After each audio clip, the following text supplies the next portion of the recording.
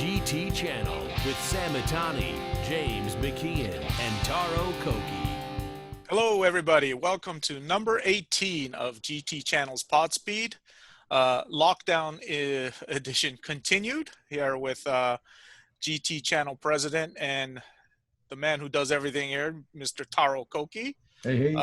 Then we have James McKeon again in his bedroom. No Breaking Podcast. Hey, James, are we still getting them regularly, the No Breaking Podcast? They're still on hiatus at the moment, Sam. They'll be back once the lockdown ends. Oh, okay, after the lockdown ends. Correct. And then today we have a special guest, one of my good friends and one of a major player in our industry because he keeps the Japanese car spirit alive, Mr. Ben Hsu of Japanese Nostalgic Car. If anyone has ever... guys? Hey, Ben. So if anyone has ever visited his website, you guys know that he covers pretty much nostalgic cars and current cars, and he does a lot of really nice features. Ben, you did a really interesting feature on a Road and Track article not too far back. So what was that article on? Just a little background. I mean, I grew up reading Sam's work in Road and Track, and one of the most influential articles, I think, was when he did a comparison on 4 high-end tuner cars back in the day. That was like, I don't remember what year it was. Was it 90? Yeah, no. We don't have to say what year. I grew up watching and listening and reading Sam's articles too when I was in elementary school. Yeah. Okay, good. Thank you. Yeah, so they were like, it was like an Amamiya RX-7. Yes, very good. Yeah, GTR. I mean, just like stuff that we didn't get here, and at the time it came out, I mean, the tuning stuff was still like just, pretty much underground in the US. So it was pretty cool. Awesome. Well, thank you, Ben, for that plug. I will give you your $20 later on. And then, so anyways, guys, I'm sure you guys know Ben, but so Ben, Japanese Nostalgic Car, can you kind of tell me or tell us how it came to be? I mean, yeah, sure. Basically, and how long has it been around first? Oh, okay. So my brother Dan and I founded it in 2006. Prior to that, I was working at the National Institutes of Health, doing like bioinformatics work, which, it paid well and everything, but it wasn't my passion. So, I wanted to do something, get my foot in the door in the car industry. So we founded the site. At the time, like really no one was talking about Japanese cars as classic or vintage, really. So, we're pretty much one of the few English language sites, and we're probably the only English language sites that was completely devoted to talking about the history of Japanese cars. Was it a business venture at first, or was it just something you guys wanted to do just for fun? It was really a labor of love. So yeah, we started doing that. We never really did any, promotion or advertise or anything. The site just kind of spread word of mouth, and and now I'm like, yeah, I'm reviewing new cars. I'm, writing about. You're legit. Classics. Yeah, so it's pretty cool. Hey, Taro or James, I haven't really figured out the Zoom thing yet, but could one of you guys maybe log on, or not log on, but show the cover page of Japanese Nostalgic Car on the website and show it up on your screen, just so people could see how that I can website do it. looks? I'll do okay. it. I'll do it. And just for like a brief second will be cool. Yeah, and so, for the purposes of our site, we had a rule, that a rolling 25-year rule. So anything that was 25 years or older, we would cover. And, nowadays that cutoff is at 1995. So that's pretty, right. To me, it doesn't seem like that long ago, but it's like the time when Sam was breaking the stories about those tuner cars and stuff. Yeah. So like we have, you're aging me again. Killing off the GS. So we wrote a little tribute to the GS, and we talk about like some more modern cars too, like like the new Supra or the new Z that may coming out that you guys, reported on, probably one of the first to report on like 5 or 6 months ago. That's right. So We need to talk about so this. I mean, it was pretty, it's pretty cool stuff if you're into Japanese cars. Right. Oh, I see the 480Z there. Very cool. So, There's Taro's background car. There we oh, go. there, yeah, the Hako. Was there any particular? How long did you after you started Japanese nostalgic car? How long after you started it when you said, "Hey, man, I think I'm going to make this my full-time gig," and you left your previous job? Well, I mean, it's still not my full-time gig. I mean, What is your full-time gig? Yeah, I mean, I do work for a lot of different outlets. I mean, I do car reviews for Autoblog, you know, and I also, well, I mean, I worked for you, Sam, for a little bit on some of the Gran Turismo stuff. Oh yeah, you helped out with those things, yeah. Yeah. So you're kind of a freelance writer too. Yeah, and I worked for Left Lane News until that site kind of folded. Hopefully it wasn't my fault, but yeah. So then, but you know, my true passion is the vintage Japanese stuff. Now, why did you pick the 25 years? Is it because of the import rule? Yeah, so the import rule is definitely one of them. You know, after 25 years, you can import anything, and you know, that's a federal law in the U.S. But 25 years is also like, you know, the year in which most states will allow you to get like collector car plates on your vehicle, or you know, classic car insurance, you know, that sort of thing. So, you know, it was a general good cutoff year. Yeah, we had Sean Morris. We had Sean Morris last episode talking about the 25-year-old law and all the cool JDM cars that are going to start coming into the States. Yeah. I mean, now is like prime time, you know. Yeah.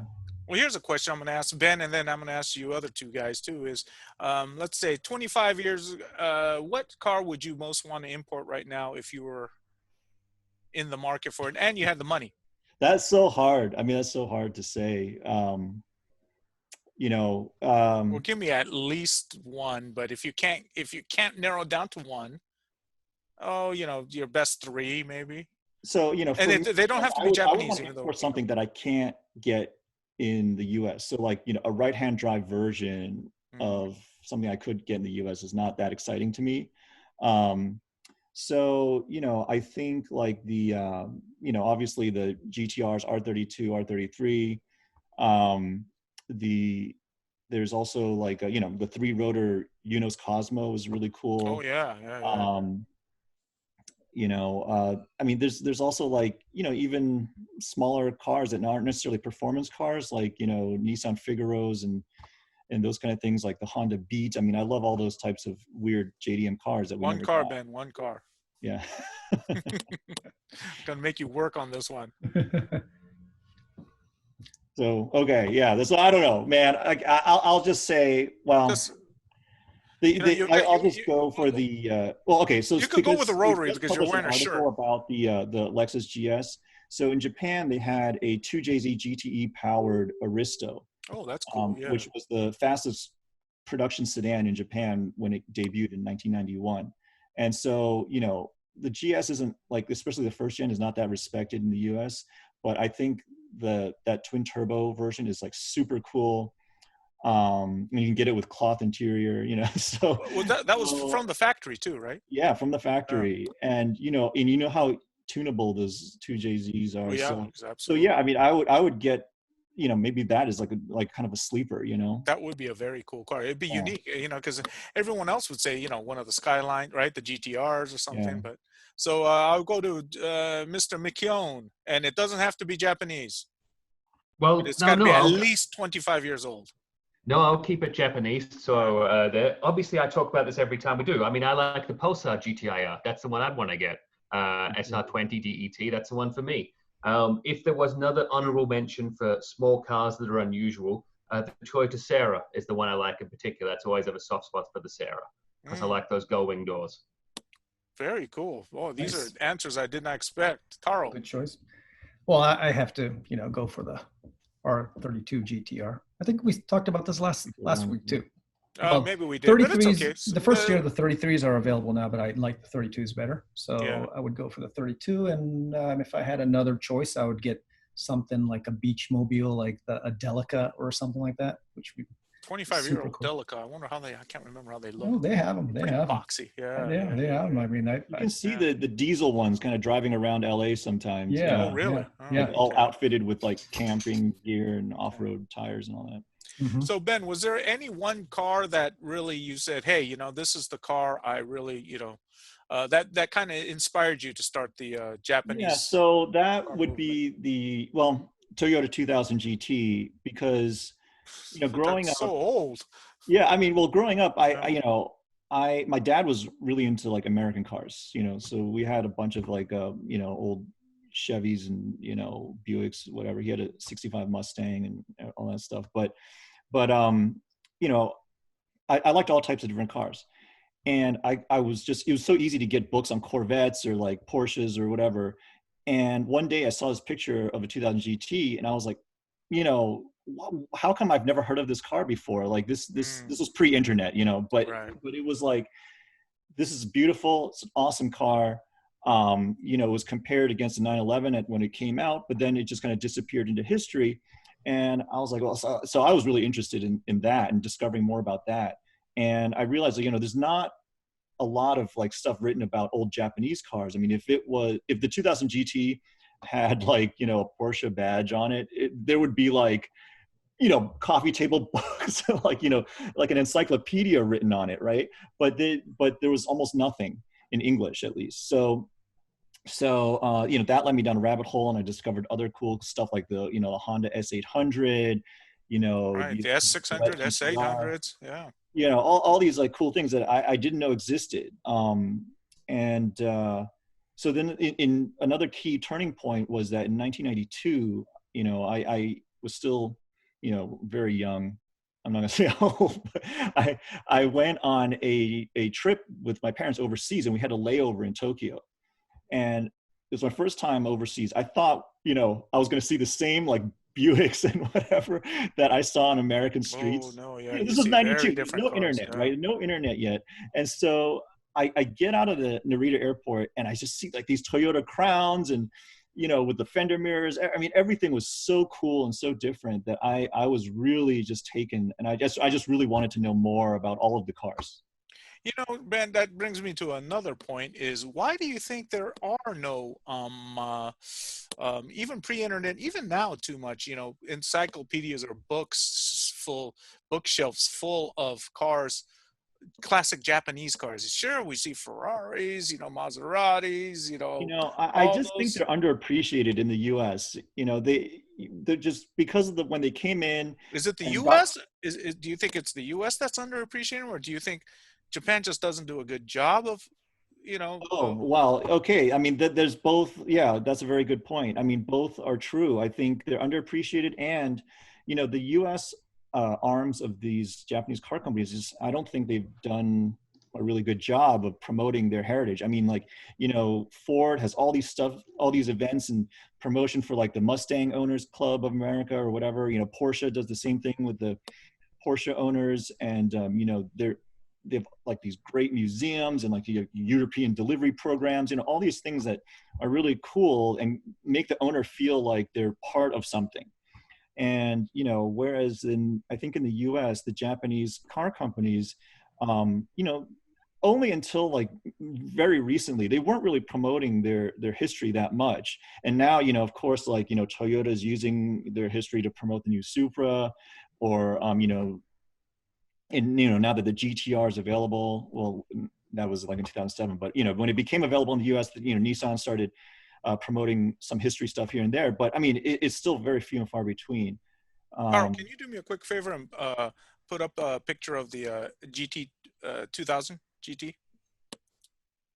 And I think, I mean, part of the reason is that, like, I mean, I hate to say this because I have like friends that work for these car companies and stuff, but like I think you're going to get some letters here. I don't know if you're going to be able to work for borrow cars from them like anymore. U.S. arms of Japanese car companies are oftentimes not well versed in the history of the companies that they work for.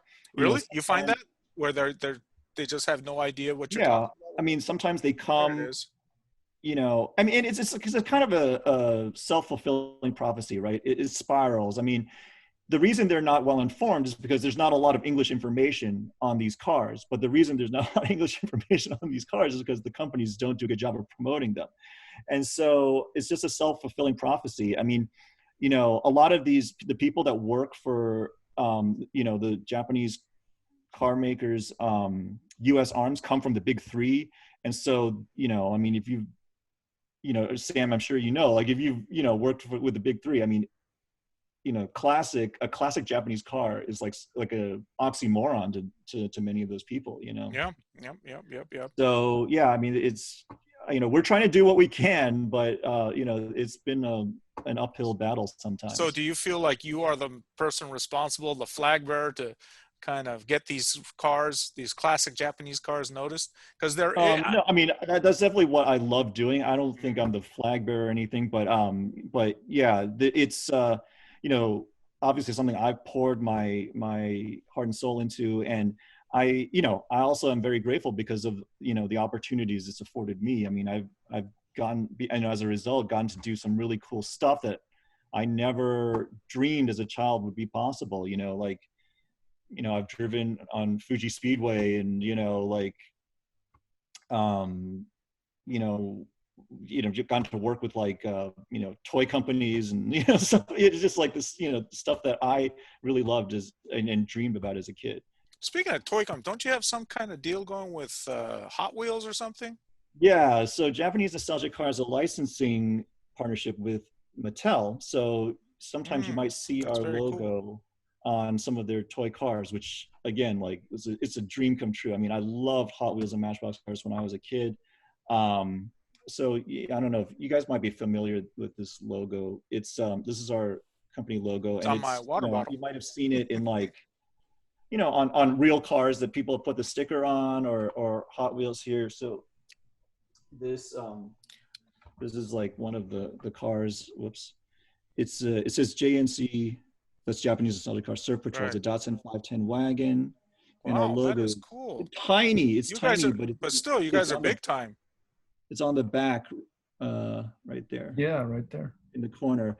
And then, you know, and one of our newer ones is this GTR. Oh, very cool. How many cars have the JN's Hot Wheel cars have those right now? I would say maybe like 25, 30. I don't know.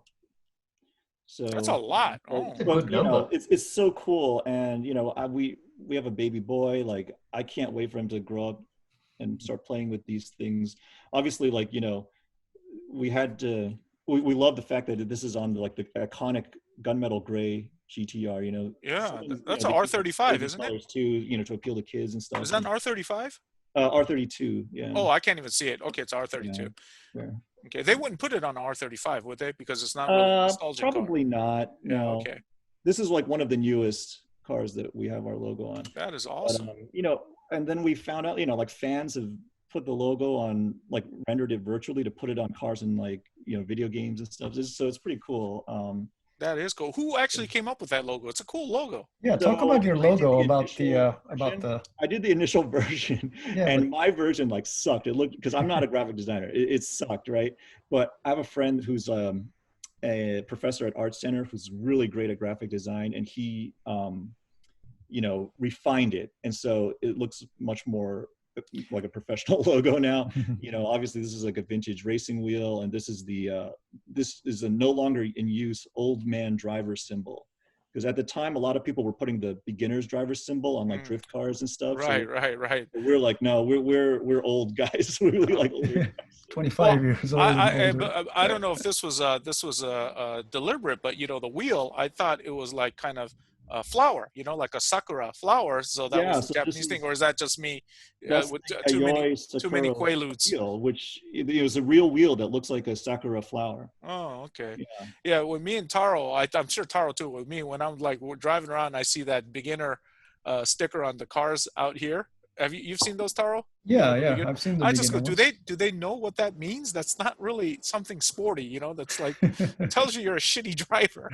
So, excuse my language, but yeah, you know. So I like the old man sticker though. Yeah, you're ready for one. Well, I'm not, but All the cars in Japan need them, though. yeah, Everybody in Japan's old. yeah, that's true. That's true. So, so what are some of the cool cars that you've driven? The cool cars that you own? I mean, some of your favorites from um, the Ben Hsu collection. So I have probably, my family will tell you I have too many cars. A How lot many of do you them have? are projects that aren't running right now. Okay, that's it. Everyone has. But okay, so so I'll tell you the running ones first. Like Mhm. right now, my daily driver is a Subaru SVX. SVX? Yeah, 96 SVX. Oh, that is Yeah. a car before its time. I love I know, that right? car. So I just love it Flat because it's like six, window within a window. That was one of my right. favorite That rear cars. window treatment. I Yeah. love the fact that it's very comfortable. You have an SVX. Oh my Yeah, God, James, do you remember that car? I do. It's a very stylish automobile. Very It well was. designed. It was well before its time. Were those sold in Europe or in Yes. UK? They were were sold too. in the UK. Yeah, they didn't sell many in the UK, and they didn't sell, and they had a lot Didn't come so over. many here. They should. They had a few come over in Australia when they had their 15-year law come in with the imports. They had a few come through in But Australia gray as market well. cars, right? Yeah, of course. Yeah. Yeah. Oh, there it is. There's the SVX. What color is yours, Ben? It's maroon. It's similar okay. to that one, the third one down. This one? Yeah. Oh, okay. It's similar to that one. So, it's just a great example of like bubble era excess. Like who would have thought Subaru would build like a GT car, right? So, I mean, I love stuff like that. That is one of my favorite cars too. A flat six, right? It doesn't have much Mhm. torque. I wish it had a little more torque. Yeah. So mine, remember. it only came in automatic. That's what Right. mine has right now. But if the transmission ever blows up, I'm gonna do a manual swap. I think that would It'll really help it. Yeah. make the car come alive. I have a FJ60 Land Cruiser Oh, very and cool. an FZJ80 Land Cruiser. So let's see what else. So you got two Land Cruisers. Yeah, I have an A86.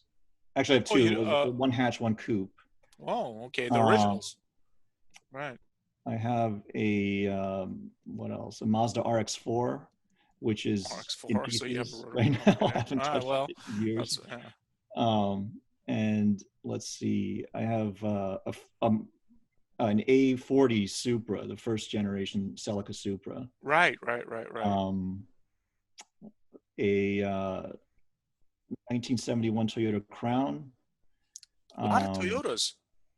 Yeah, I mean, it just happened to be that way. I'm not like a Toyota fanboy or anything, but I do have a lot of Toyotas. I have a 86 Cressida wagon with a 5-speed conversion. You have some odd tastes, my man. I know cool. I'm forgetting something. They are cool, but I like Cressidas. I have a Toyota one-box van. Oh, nice. The 80s. Which one is it? It's an LE with a dual sunroof, but it's like the one that looks just like a square. Okay. Was it sold here, or was that a Japan only car? It was sold here. It was just called Toyota Van. Oh, it was. Okay. Yeah, I don't remember that one, but yeah. So, wow. So you've got quite a bit, man. Yeah. Oh, and sorry, I also have a Lexus SC 300 5-speed, factory 5-speed. SC. Which one? 300? 300. Oh, right, with the inline six. Yeah. I think. Yeah. Very cool. So, what do you see forward with Japanese nostalgic car as with electric cars coming along? I don't know, man. Landscape is changing. 3 more years and the Prius is going to be a nostalgic car, right? I mean, that's just insane. Oh, really? It'd be 25 years in 3 years? Yeah, it came out in 97, right? Oh my God. Yeah, so we are 25 in 3 years. We're 2 years actually. I can't do math, but yeah, 2 years. So yeah, I mean, it's insane. I don't know. I mean, what we are seeing right now though is that people are getting really into like the 80s and 90s stuff. So the prices on those cars are increasing, and I remember back in the early 2000s, I was watching Barrett Jackson. I think Brock Yates was like one of the announcers. I can't remember who the other guy was, but the other guy goes like, you'll never see a slammed Honda Civic like cross this auction block or whatever. Now you do. And now I don't know. I mean, I don't closely watch Barrett Jackson's. I don't know if that has happened, but I wouldn't be surprised if there has been. Not a slammed one, I don't think. But that's another thing I wanted to ask you, Ben, is since you are the nostalgic car expert, what do you think about some of these cars, these classic Japanese sports cars, like the Supra, and what was it, the A80, the 70, whatever, the one in the 80s, the late 80s. Oh, the late 80s. Okay, so the new mid 80s, or whatever. Yeah. The Supra before this, going for like hundreds of thousands of dollars. The A80. Yeah. The A80. Right. I mean, when the first one sold, I can't remember. Like last year, one sold for like I think it was like what? First it was like maybe close to 100,000, something like that. It was, I think, over 100,000. But it was. So yeah, at the time. Unbelievable. People were going, oh my God, yeah, I can't believe 6 figures for a Toyota, just a Toyota, common phrase. But one of our writers, Patrick Strong, wrote a great piece about how it's actually undervalued and is going to go even more. And then like a couple months later, one sold for 150,000. And I mean, I think, these are the cars that are the equivalent of like the muscle cars for people, baby boomers. And, back in like the late 90s, early 2000s, you saw like, Plymouth Barracudas and, Boss 302 Mustangs or whatever. Right. Prices, right? And I think, we're just seeing the beginning of the increase in value of Japanese cars. Now, this whole coronavirus thing may, like, if it, kills the economy, may put a stop to like the rapid increase in. Well, maybe a temporary stop though, right? What's that? Maybe a temporary stop. Yeah, maybe temporary. Yeah. We'll see. I mean, who knows what the world's going to look like, in a year, right? But yeah, I mean, I think, but the point is that these are the type of cars like, NSXs and Supras. NSXs are going for way too much. I was actually going to be in the market for one because I was thinking, all right, first gen NSX, I could probably pick one up for about 35,000, right? Not now, but this is, yeah, James, exactly. And then, all of a sudden, months later, I go, they're first, then they doubled around 60, and now they're what, over $100,000 for some of these? Well, for like a super low mileage clean one, yeah, but you can still find well-driven ones, for maybe like 60, so that are in good shape, that haven't been beat up too much. Yeah, but I don't want a car, with 80,000, I mean, something with like, 80,000, I think I could live with, but over 100,000 miles on the down. So but these kind of cars are the cars that is like equivalent of like the Hemi Cuda or the that's a good point. Boss Mustang for certain generations. So yeah, I mean, I'm not surprised. I've been saying this since we started JNC, even when we had a lot of doubters. Yeah, well, with this millennial generation coming up after us, and they're a bunch of wussies, so I'm thinking maybe I should start buying Priuses. Because they might be going for but you never know thousands of dollars. What's going to be like the car that catches fire, right? So, I mean, you could say maybe like the BRZ or 86, that type of car. The new 86, yeah. Those kind of cars will probably resonate with enthusiasts that are young today. Yeah. But we are seeing actually a lot of enthusiasts, into like 80s and 90s cars, even though they might have been born like in the late 90s before these they were born after these cars came out. Maybe that says something about like how great the cars were during that era. To me, the golden era for me, because of my age, was that 80s where we had the Supra, the Mitsubishi 3000 GT VR4, the 300 ZX, the Mazda RX-7, and the Toyota Supra. That was, and then on the other, the four doors that we had the Evo and the WRX XDI beating each other up. So that was a nice time to be alive, and being a journalist. Sure. Right? And for you to be, I was driving them all. So and awesome. Going to Japan and driving them and stuff. Awesome. So you're a Supra owner. So what do you think about the new Supra? So why do you laugh? I am not a fan. I mean, I drove the new Supra. A little more controversy. We like this. Yeah, I drove it at he's on my team in like Virginia somewhere when they launched it, and then I can't remember the name of the track right now, but it's Virginia International Raceway, VIR. VIR. No, it was a Oh, different one. It wasn't VIR. Another track out there. So I can't remember. it doesn't matter. It's a It was a track. couple Okay.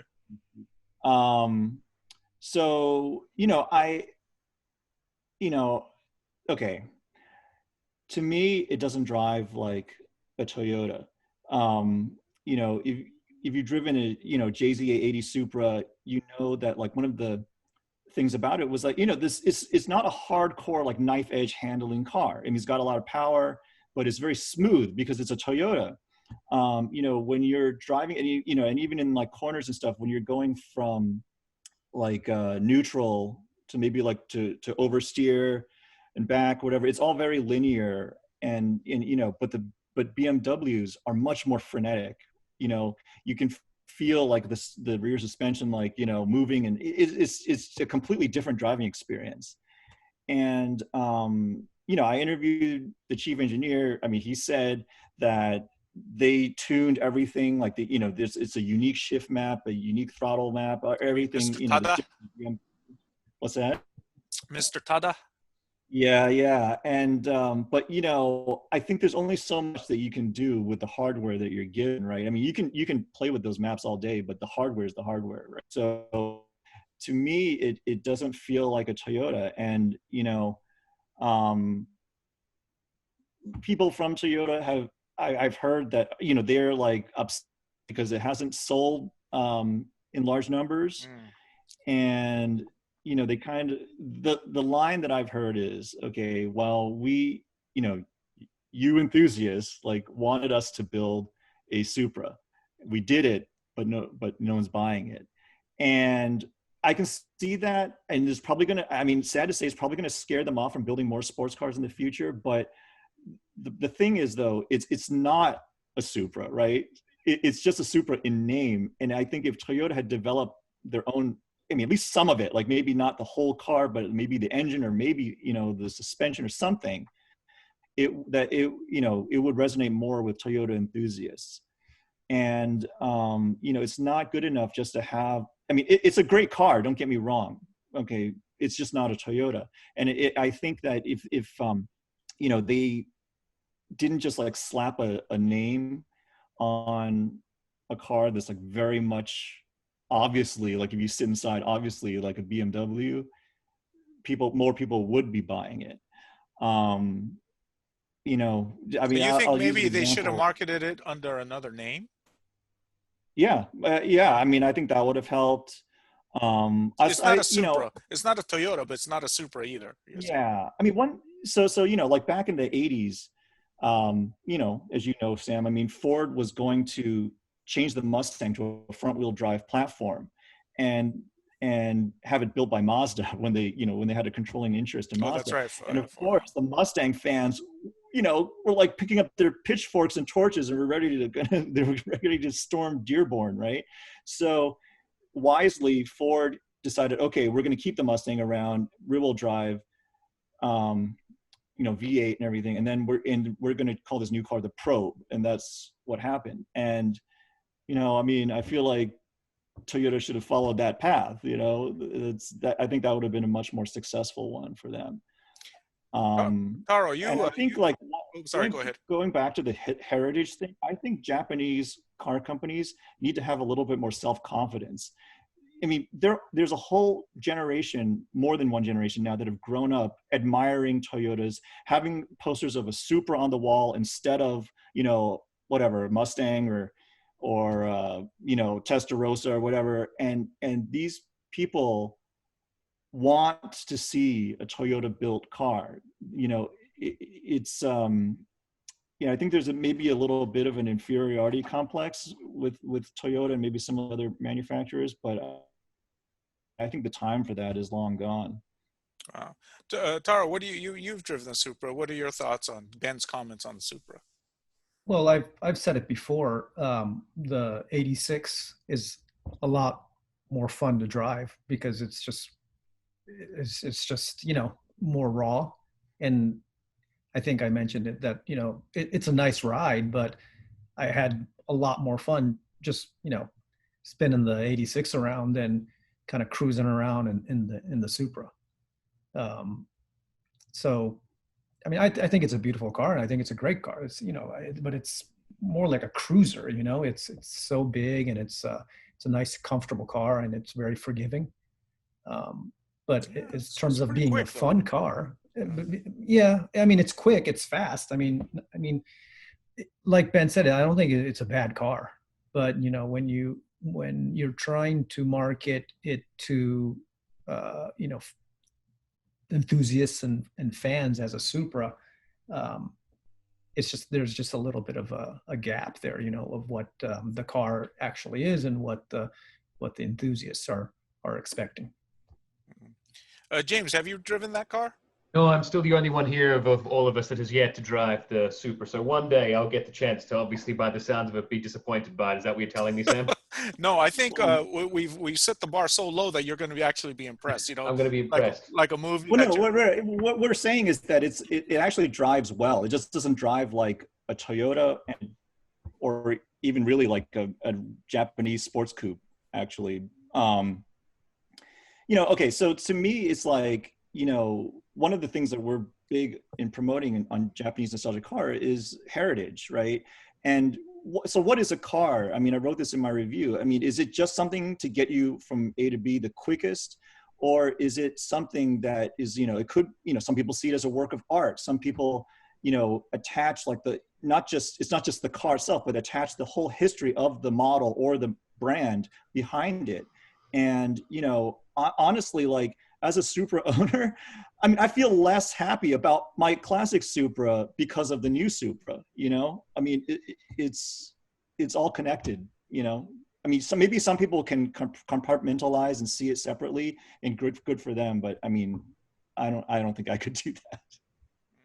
What about the 8.6 then? Is that a Toyota? The new one. So to me, it's, well, I would much rather drive the 8.6 like Taro. I mean, I do think it's a more fun to drive car as well. Maybe that's because I'm more used to like the Japanese like kind of sports coupe ethos. I mean, I used to have an S13, and you know, I have an original A86, lightweight, not necessarily like a shit ton of horsepower, but you know, good feedback, you know, good transition. I mean, all that kind of stuff. That's what's important to me. That's what I like about, you know, driving Japanese sports coupes. And I think that the 8.6 and BRZ fit that mold much better. You know, it's also, you know, lightweight. It's small enough so that you can go onto those, you know, winding mountain roads and not feel like you're going to hit stuff that's like, you know, on the side of the road. So, I mean, to me, it may not be 100% Toyota. I mean, it's mostly not actually, but it's a lot more in line with the Toyota and the Japanese sports coupe ethos. So you don't feel as betrayed by this car as you do with the Supra. No, not as much. Yeah. Being a I'll still nostalgic keep my A86. I don't know about the Supra. Let's just put it that way. well, being a nostalgic car guy, could you see yourself writing about this Supra in 25 years, or this Supra being, you know, going for hundreds of thousands of dollars, or maybe not, just because it's so muddied, you know, it's a mutt, you know? Yeah, anything is possible. I'm not going to say no, but to me, like, let's say in 25 years, I'm still around and I've got like a lot of money to burn. God, you better be around. You're still young. I mean, I'm older than I look, but I don't think I'll be buying one. You know, I would much rather buy like an ND Miata or, you know, an R35 GTR, you know, those kind of cars. And I think, you know, if you ask like a Mopar guy, like, would you buy the Dodge Challenger that was actually a Mitsubishi? Would you put that in your collection next to your Hemi Cuda or whatever? I mean, I don't think they would. No, you know? or Dodge Stealth, you know, remember that car? Right. Mitsubishi GT 3000 GT. Yeah. Oh, very cool. So, so Ben, we're kind of winding down, but I got a question for Ben. Great, jump in. Hey, so we talked about, you know, the events and stuff. I was actually like online with Art from Radwood, right? So they're like kind of in the 90s. And what you're involved in a lot of like, you know, Japanese classic car shows and stuff like that. What do you think, you know, post COVID, or all of these car shows are going? So, yeah, I mean, it's been a huge hit. I mean, not only are like the major international auto shows canceled, but like Toyota Fest, which was scheduled for the beginning of June, I think, that was canceled. I mean, it sucks, I think that if, once people can get vaccinated or whatever, I think car shows will come back, but that could be a year and a half to 2 years out. So, I mean, it'd be terrible if we can't have any car shows until then. But do you think they'll have some like digital versions of these? Oh, well, yeah, Radwood, I think, did something like that, right? They did like an Instagram or something car show. Yeah. I mean, that was a great idea. I thought that was really cool. I mean, Instagram is already kind of like a digital car show, right? Yeah. So, I mean, I just, hope that there is some way for enthusiasts to like share their love of cars together and whether it's remotely or all together in one place. I mean, it's different. Or, just go driving together. That's what these cars are for. So go grab a bunch of friends, drive together, and you don't have to wear a mask as long as you stay in your car. Yeah. Oh, that's true. Speaking of which, Ben, it might be a good chance to bring back I remember I was invited to one. I haven't gone to one yet. It's the Toge Run or something Yeah, we did an event called Toge California that was for vintage Japanese cars, and we planned like a 200-mile. It's a one-day event, but 200-mile route through a lot of the mountains because the theme behind that was like the Toge. In Japan, a lot of cars. Toge, everyone means mountain, pretty much a mountain road. So. Yeah, and that's where a lot of enthusiasts I have a thing drive. about I mean, you're not going to be like hooning your car in Tokyo. You don't have a lot of opportunities, whatever. So people go out into the mountains, and we wanted to bring that experience to the U.S. For owners of Japanese cars. So we did that, and it was a great event. Unfortunately, we lost our title sponsor, which was Mazda, because they had some changes and whatever within the company. And so if we can find another sponsor, I mean, we'd love to do it again. Be a great thing to do now, right? Because you're kind of in your car, you're social distancing. If any sponsors want to throw some cash, we'd love to do it. Step up, guys, whoever you guys are with. I know companies are hurting right now, but it's a great way for they're not spending to come money out and enjoy their cars. So they're not spending money on car shows. So that was a great event. So, but it's it's not dead in the water, right? I mean, if, as you said, if there's sponsorship that comes aboard. Yeah. I mean, I mean, with the COVID thing happening, I can't imagine that happening. Not anytime soon. Maybe not in the next year or so, but we'll see. I mean, always, we're always looking and always have our fingers crossed. Right. By the way, since you're too nice to plug your own stuff, Ben, you says you're very, very Japanese. At Ben's website, he sells a lot of very cool shirts. Those stickers that you saw, the Japanese nostalgia car stickers. I'm actually wearing one of the shirts. I don't know if you could see it. It is the Ken Mary Skyline, and that says Bie, which is where Bie it was made. Showa Motor Club. Showa is the thing. So, anyways, he has shirts, all kinds of cool. Yeah, this is another one of them. Oh, the renowned, the 787B. Yeah. Mm-hmm.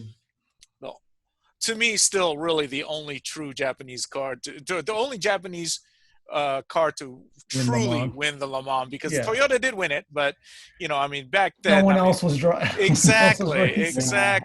Man, I don't know what James. I don't know what our race expert is James over there. I don't know what he thinks about it, but I still, to me, is that is still the car Japanese. They beat someone though. I'm going to be controversial and say, look, while Mazda was the first one to win, they were definitely not the fastest car at Le Mans that year. No, not even close. Were so much faster, but they just broke down, and so Mazda won, and everyone else broke down. Whereas Toyota were the fastest car. They were.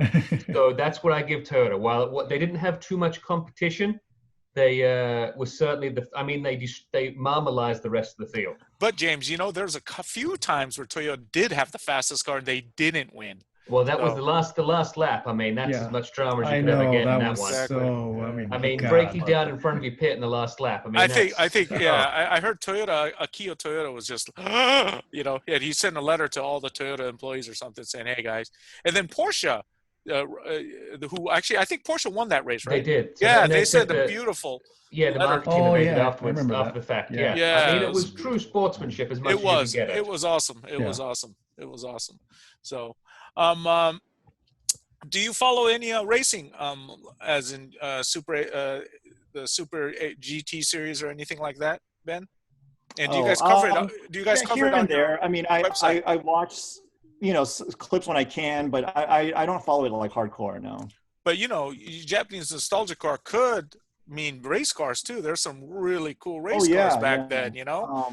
Especially the Skyline that won the first Japan Grand Prix. You have the Prince. We've written about the Prince Skyline 380, that raced against the Porsche 904 in the Japan Grand Prix. That was crazy. The Porsche, that was cheating almost, wasn't it? Yeah, it was. I mean, it's amazing that. Well, they say that like when the Skyline did pass the 904 for like a very brief moment in the race, and I think maybe just one lap or something, that's what created the Skyline legend.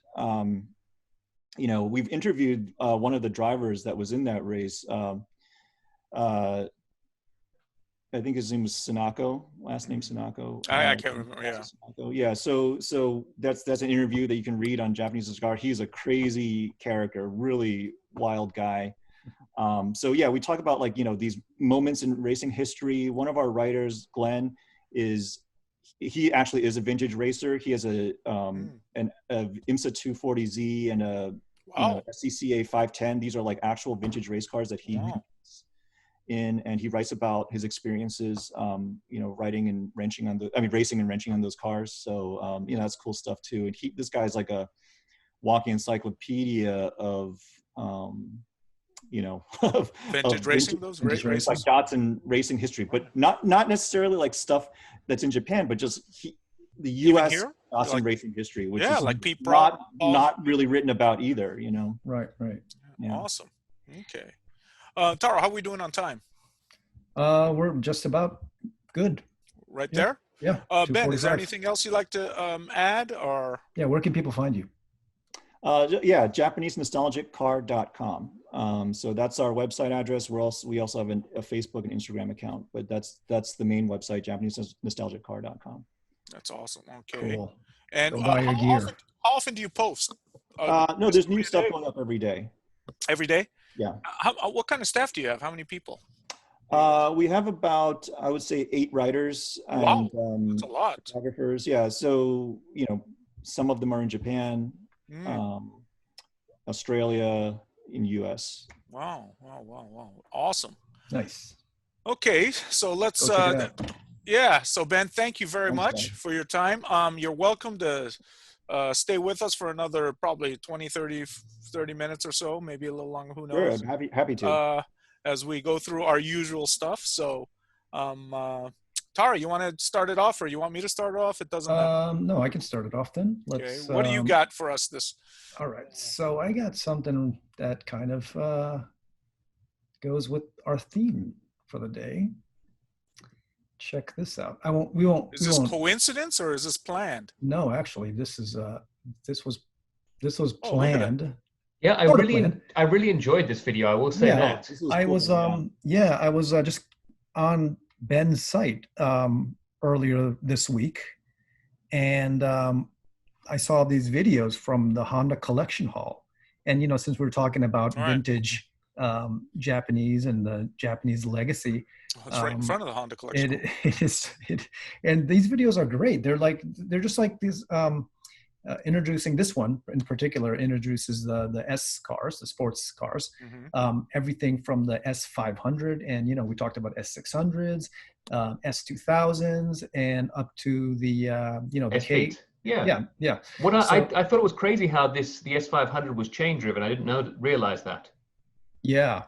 And Yeah. the sound of these cars are just beautiful. You know, I mean, I was also just surprised that they caught no one in the like lunch break, like walking past in the background as well. I Because it know, seems this to be is like just the like main lunch area is what I it looks figure. like a Since it's so- pedestrian walkway, yeah, right? exactly. Yeah, and they're like flogging these things. They put as much effort into doing the photo shoots here, like someone I know. I know. Oh, really? I'm just Oh, joking, yeah. James. Sam, have you been? Oh, here? I've been to the collection hall many times, and they told me, hey, every car in here runs. So that's what's Is it- cool. So I saw them, actually working on a couple an S600 or S800, because they're making sure everything runs, even the Nice. motorcycle. It's a awesome. You Even got the race cars run. exactly the Formula One cars are there. Senna's Formula One car, everything. It's like it's huge. It's an awesome place to be. Is it in Tochigi? Yeah, it's right Okay. on the same grounds as the not Tochigi, Motegi. Oh, It's on the same Motegi. grounds Okay. as the As the racing raceway? track. Yeah. Yeah. Same I track. see. So I had a fun trip out to that racetrack one time. Oh, so good. Oh, did you go to were you able to go to the collection hall, James? No. I went for the IndyCar race and had to hitchhike there. It was great. Yeah, but the thing's right next to the track. Sam, there's a lot more difficult things I had to worry about than getting to Okay, track all and right. getting home and the train and everything else under the thing.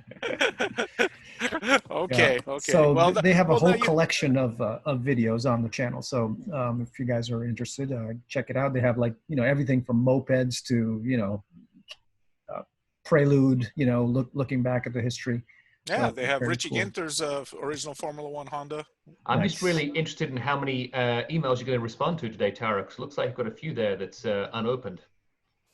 Yeah, your Oh, tabs yeah. are for everyone to. 4,500. Okay. Yeah, I know. That's I know. obviously. I ignore a lot of my probably emails. 200 of those are from me. So Exactly. That's what I thought too, Sam. You have Right. probably about 200 unopened from me too, right, James? No, there you I read and respond to all Oh, of yours, hey, there's Sam. the car, the This is the, S800, I think. this is S660. I'm sorry, 660. because that's right, S660, because it's the K car. Yeah. We covered that last week. Where they're Yeah, mid-engine K cars. So exactly. cool. Yeah, Yeah. it is very cool. And this little course is perfect for it. You wonder if it's all downhill, so they don't actually have to have the cars running, but it looks like they're running. They're actually running these things. All Yeah, right. it looks like And my second and my last video that I would like to introduce today is this video. Have you guys seen this one? I sent you Oh, both that's right, this. James. Yeah, James sent it. Yeah. Oh, did you send this to me?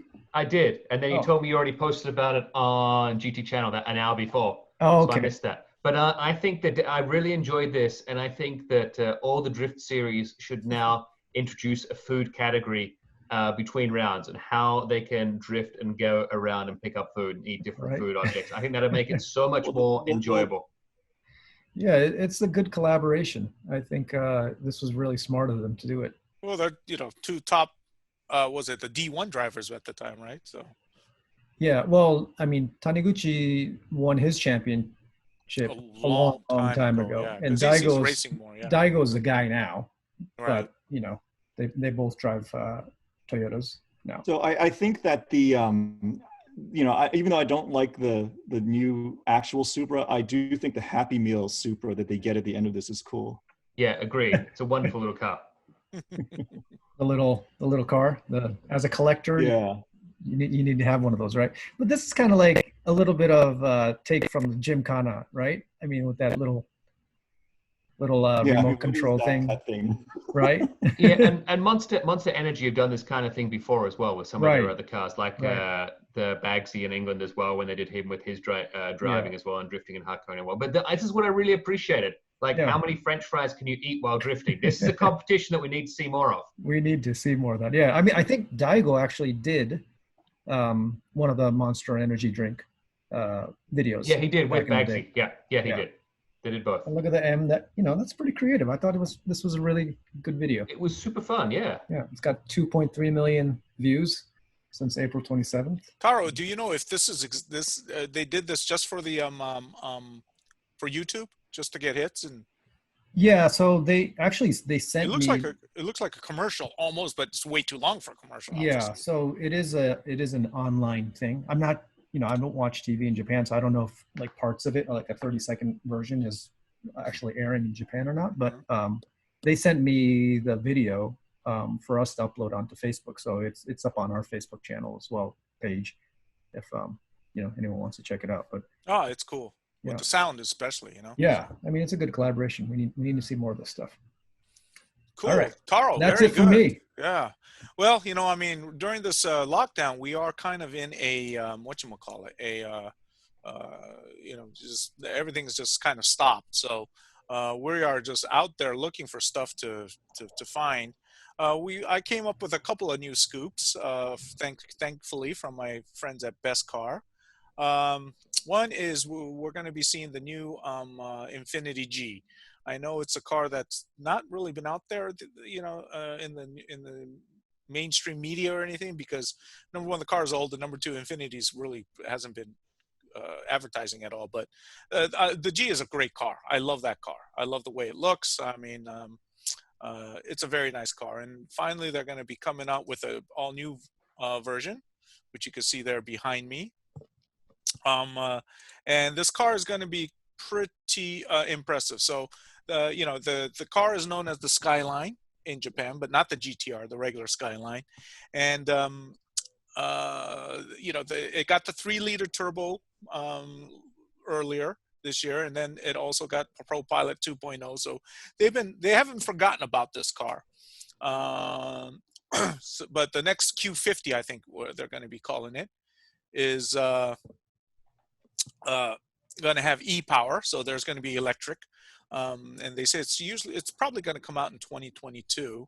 There's going to be 5 models, but the really cool news is that it'll probably get the VC turbo version of a 5-liter engine. So we're hoping it's going to be a V8. It's going to be a big 6, but I think it's a six cylinder. But anyways, they say it's going to be 435 horsepower.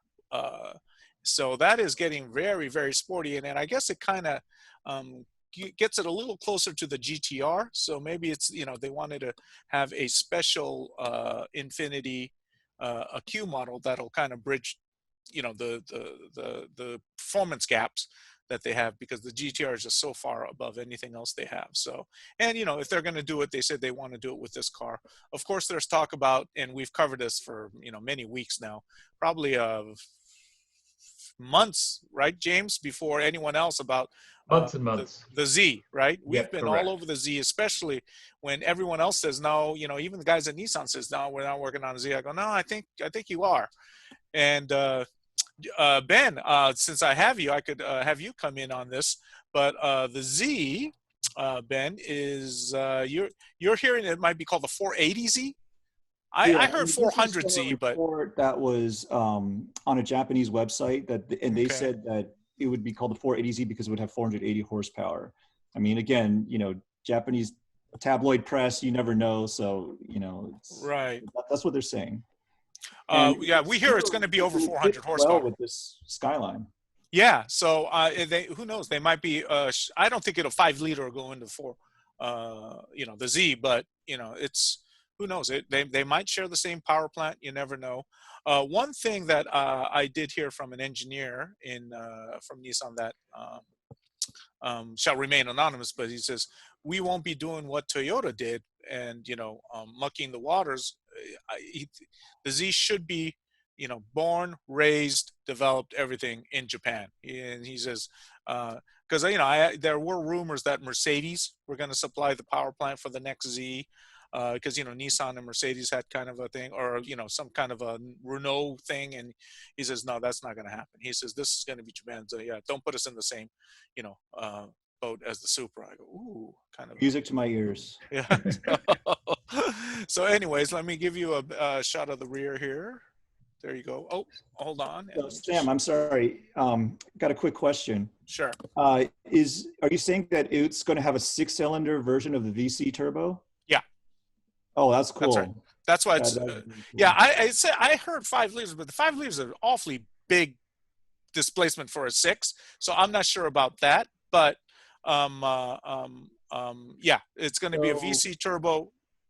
If it's a VC turbo inline 6, yes. It's probably going to have 3 liters, right?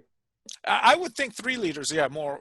Yeah, and then with the turbo and all that, the horsepower number adds up better with the 3-liter turbo. So maybe the guy I talked to misspoke. I don't know, but I go, I think 5. because I don't think that variable compression technology can really translate to a V motor. So I think that's right. Yeah. That's right. The inline 6. I mean, right now it's only a 4, but if you just tack on 2 more cylinders, I think that would make a really great engine. Wow. Yeah, and what was the last inline 6 they had? Right, it's probably RB, wasn't it? So it brings reflections back on the RB. So Sam, do they have a coupe version of the Skyline in Japan still? Yeah. It's R, whatever. Oh no, they brought it in very recently. I think last year or something. The Infinity Coupe but there wasn't a coupe for a long time. I think they just started bringing it in. I can't remember. Do you know, Ben? I think you're right, Sam. I mean, they for when we had the Q60 for the longest time, they didn't have an equivalent. They didn't have it. Yes. And I don't know when they brought it in, but yeah, it wasn't always parallel with our Q60. Because I had a friend who was thinking of buying one in Japan from one of those importer dealer guys, gray market, a Sean Morris type in Japan. So, because he says they couldn't find one. So, anyways, I know James and Taro and Ben that the Infinity has been kind of not talked about recently as a brand. You hear more about Lexus because they're a little more active, but what do you guys think? What do you guys think about the Infinity brand? What do you guys think? Are they losing opportunity? What's going? What do you?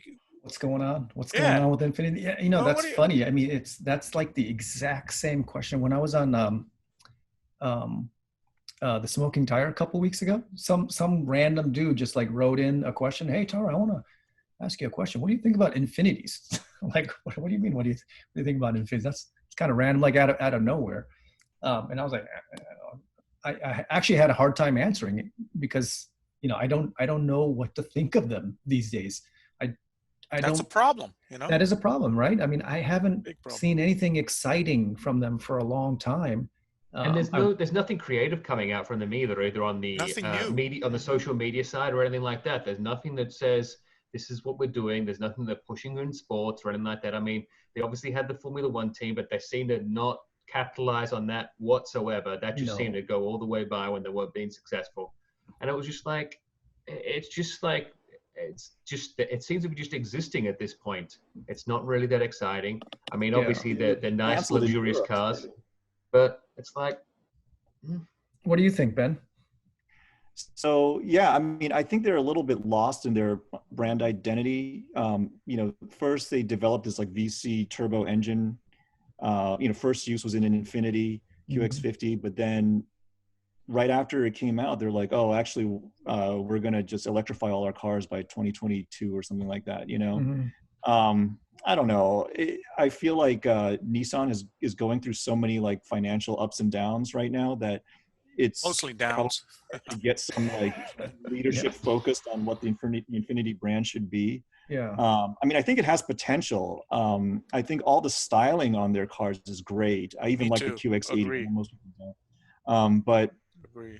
The styling is great. It's the models have kind of are long in the tooth. But they have potential. They just need to harness. I think the G Coupe, or it's not called the G Coupe anymore, but the Coupe is one of the prettiest cars out there still. I mean, it's it's a great looking car. So I think they're. I'm wondering if they, this whole thing started when they, moved their headquarters to Hong Kong, right? Because the global Infinity headquarters are Hong Kong, not at Yokohama with Nissan. So they separated the two that much, and then so it just so it's hopefully they'll get their act together because their cars are great, and I think they drive great. I mean, who have you guys driven Infinities before? I mean, like in the last 2, 3, 4, 5 years. James, I drove a QX60 last year. I mean, it's a great car. You know, very they have a luxurious. flavor that's not Lexus. You know, they have their own Yeah. flavor, which is identity, which I think is. You know, I think most people said, it's a little bit, the steering is not as, you know, Agile. immediate as it could be. Mm.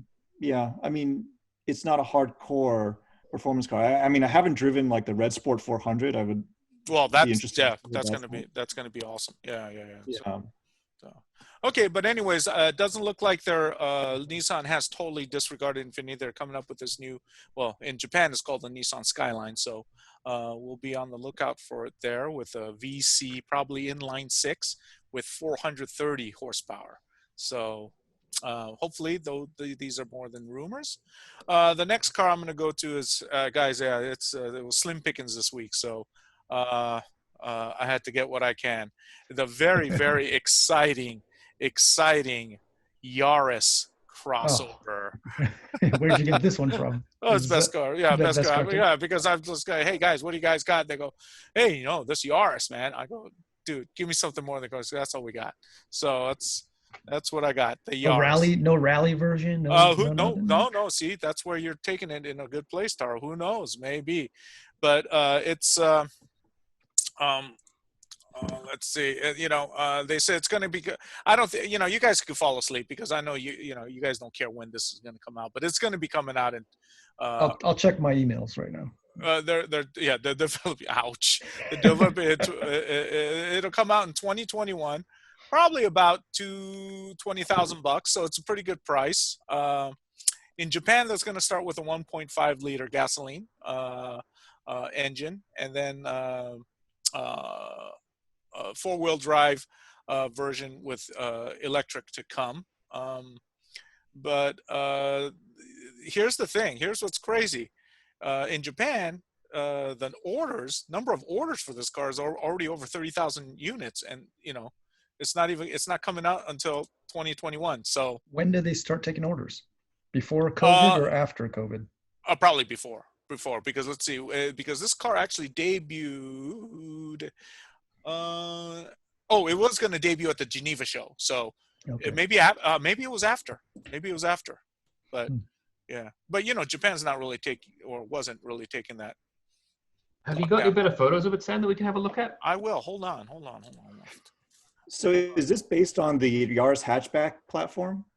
Yes, it is, definitely same platform, and a bit smaller than the RAV4. So Okay.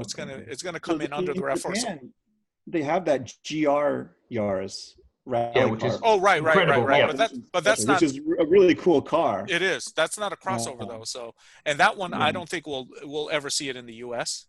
So that's why I kind of went with this one, because this one I think there's a good chance we'll see it in the U.S. There's the rear, so it just kind of looks like a mini RAV4. it does. And you know what car they're going to go after with is the Honda Fit. They want to go after a Honda Fit, especially in Japan, because you know I think the Fit sells a lot better in Japan than it does here. I don't see many. Do they even market the Fit here anymore? They probably do, but yeah. I'm really liking these press photos. I will say that. Fit I think we're still on the previous generation. Oh, they have a new one over there in Japan right now? Yeah, I think it debuted at the Tokyo Motor Show last October. Oh, it did? Oh, so it just, and usually Japan, when they debut it, they put it on sale right away. So, yeah. So it's probably for sale. So we'll probably be getting that Fit too, though. So, but anyways, so here's your exciting yard. You know, it doesn't look bad. You know, I mean, I want to know where this English village is that they've taken these press photos.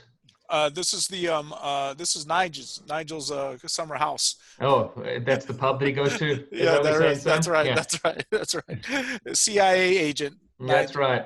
Head of the CIA, right? Head of the CIA, the director. Yes, Nigel McKean. Exactly. So this is a little bit smaller than the RAV4, right? It's you know what, when I had a photo, I didn't put it up here, where it was next to, you know, comparing the dimensions. It's quite a bit smaller than the RAV4. Oh yeah. Yeah, because like Honda Fit is small. So how does this compare then with? Pretty big. How does this compare with the Toyota CHR then? How does that fit in between the two? Is this going to be smaller than that as well? I think it would probably be pretty close. I think it might be a little bigger, but the CHR is more of a young person's car. I think this is going to be a little more. Are they going to be built on the same platform then? I think it's going to be built on the same platform as the Yaris now, stretched. Oh, okay. Okay. Yeah. So, but you know, those are still rumors. But for $20,000, you know, it's going to be a pretty attractive car. You know, especially if it comes with an electric version, EV. I think it'd be a great EV car, right? Especially if it has 200-300 miles of range. So anyways, those are. God, I can't believe I got questions on this car. I thought you guys would be just like sleeping through this one. But there are my two cars. I'm sorry, during this dang Thank you, Sam. COVID lockdown, you know, it's like not much, but the Infinity would be cool. So, Ben, can you share us some anything new scoop wise because you did, I saw the 480ZX thing. That was kind of cool. Yeah, I mean, not really. That's all I don't know. I don't have anything. Sorry, guys. It's all right. You're a nostalgic car man. I mean, That's why you're a I nostalgic. didn't do my old, so old car.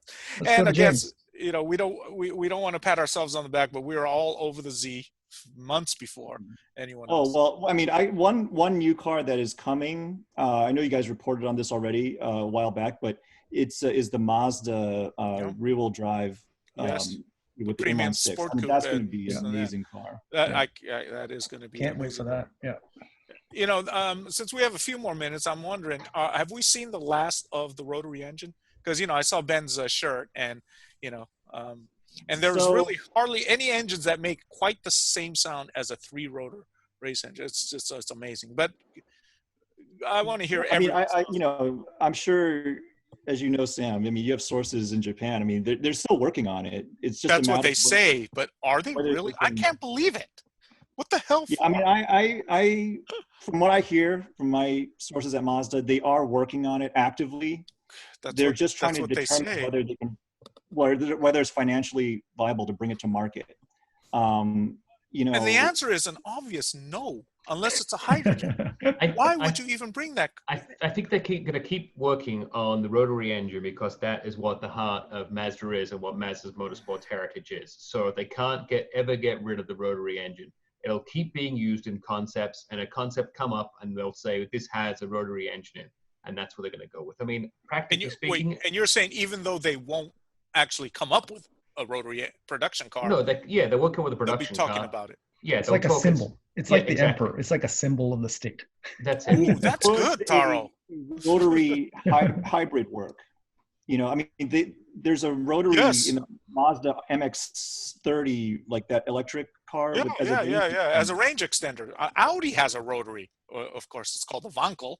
But yeah, Audi has a rotary as a range extender. So, but you know, that's not, you know, it's not the same, is it? No, but I'm just wondering if there could be like a more performance-oriented car that has a rotary, you know, with a hybrid, you know, powertrain that maybe something like that would allow them to, you know, maybe pass emissions or whatever. I don't know. I mean, I don't know all the rules about emissions. Well, they said hydrogen works really well with the rotary, you know, and, you know, it's so compact. So, but yeah, I tend to agree with James that, yeah, you know, it is their heart and soul. And I like how you put it, Taro. Japan has an emperor still, but he doesn't do anything. So, you know, that's what the rotary is. It's a symbol of Mazda, right? You can't get rid of him. You gotta have him there. Doesn't do anything. I hope my friends in Hiroshima aren't watching this. Blasphemy! We are being betrayed. They're traitors. Let's go to James. Oh, James, I'm sorry. Okay. That's quite all right. So what do you want to start off with first, Taro? Do you want to go and talk about the Golf first and do a quick spot on the review? Sure. Okay, well, let me share my screen, then hopefully I can try and make this magic happen. So hopefully you can see what I'm going now. So one thing I will say is I wasn't able to get my traditional automotive shots here for you, Sam. So these are the Volkswagen provided photos. I take no credit for these photographs. That's not Sam in the background posing? That's not Sam. That's me about 20 years ago. And exactly. 40 pounds less. So what is the strange thing about this is they hardly provided any photos, 5 photos in total of the car. And I was very This almost looks like a digital rendering. And they're all complete digital renderings. And there's no car. And this is what Volkswagen's marketing material is. So I was very, very disappointed in the car. It's in the marketing material associated with the car. What the hell? Exactly. For the life of me, couldn't understand why. So that's all you get. And even then, I've doubled They up on just 2 park it in photos. front of a grocery store. I know. Well, this looks about the same quality as my, illustrations that I just showed. Exactly. So I was just a bit disappointed with that, but I was not disappointed in the actual Golf itself. Okay. I thought, it comes in, I think, if I just look at my specs here on the car, I think I got it coming in at around like, what is it? So I'm pulling up my numbers here. Say around 24,000 with mine. I think there's only add-ons you can get now is just with the automatic. That's $800 more. So it comes in just shy of the $24,000 figure.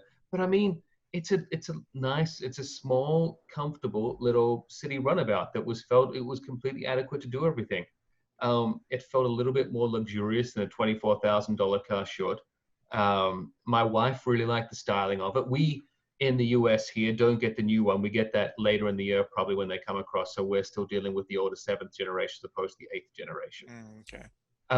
But it's what you come to expect from a 1.4 liter turbo. It comes in around 100, just shy of 150 horsepower, 184 pound-foot of torque. It's great for what it does. It fit 4 people in comfortably. It does good mile per gallon. It just puts it in a nice little niche. And obviously, you know that you're going to be getting a Volkswagen that's reliable and it's just really easy to deal with as an everyday thing. The interior doesn't look that bad, though. No, like I said, it feels more expensive on the inside than a $24,000 car should. Mm-hmm. So it made it feel like you were in a more of a luxurious car than being in a Volkswagen. Well, this car has been their bread and butter car for so many years now. Yeah, it came out in '74. Yeah. And they've obviously had several different iterations. I was actually, funnily enough, I got the car on a Monday, but until the Friday before, I was figuring I was going to get a GTI, and then they surprised me with the non-GTI version. So I was a little disappointed. Yeah, I was going to ask about that, James. Where does the GTI come in? What kind of horsepower? What kind of price? I think the GTI is about 100 horsepower more. Oof. Let's see, and just I pull up the figures now as I'm looking at, and yeah. So it comes in about 228 horsepower and comes in give or take around $29,000. That's one of my favorite German cars. Yeah, the GTI. Do you remember the VR6? God, it'd be cool to see something like that too. Yeah, and the Type R they come up with obviously as well. There's lots of great, very the fun. R32, right? Yeah, Yeah. There's lots of different R variations on the car, and then obviously in the racing series and everything else. But honestly, the wife really liked it. She liked driving it around. She thought it was a little bit of a hoot. She definitely did not like it as much as the Q3. The Q3 is still her. That's the one Audi? she wants. Okay. Yes, but she did like this a lot more than she thought she would. And my sister-in-law, who was a golf fanatic, she also was very jealous that we got to drive this car for the week and she didn't get to have fun in it. Oh, okay. How was like rear space? Did you sit in the back or have? Yeah, it fitted for adults fine. There was no problems with that. And then obviously if you need to put more room in there, it's a hatchback, so you can flop the seats down so you can get more room that way. But it's not obviously one that you're going to be taking out and doing big drives in of sorts.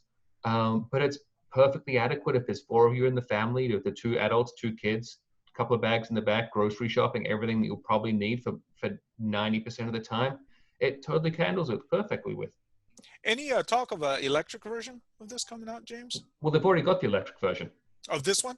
Yes. Already? Oh, they do. Okay. And then they're going to be, when the new generation comes out, they're going to have an electric version with that comes out. Oh yeah, well. that's what I meant for this one. if it's going yes. To so the out next at the generation 8, and I'm just going to pull the details up here so I know what I'm talking about.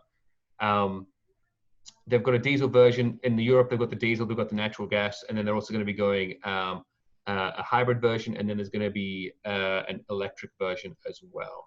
Okay. Well, it sounds like I would agree with you, James, if you're giving the car a thumbs up, but the image is a thumbs down.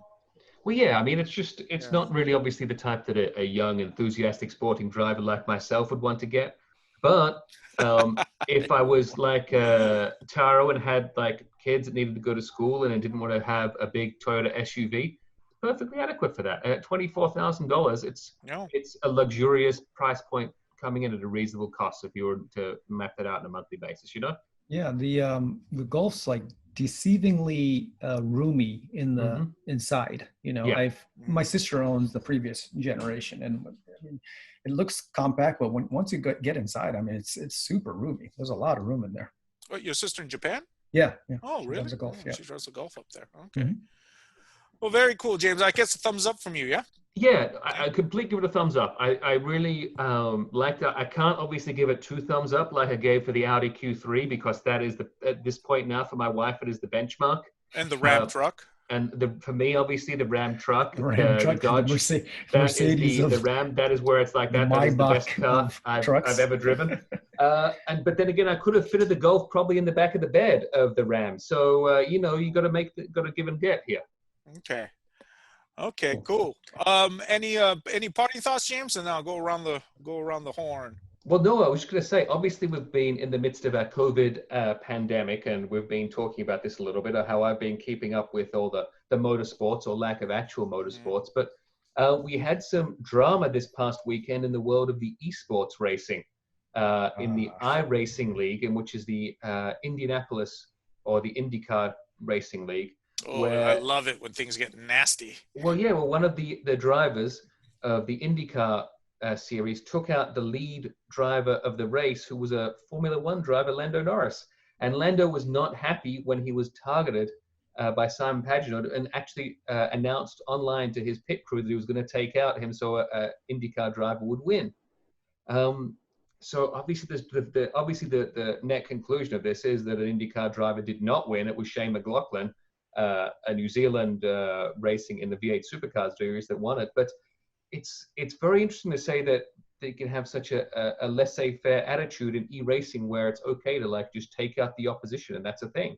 I mean, do they get penalized like they do in regular races?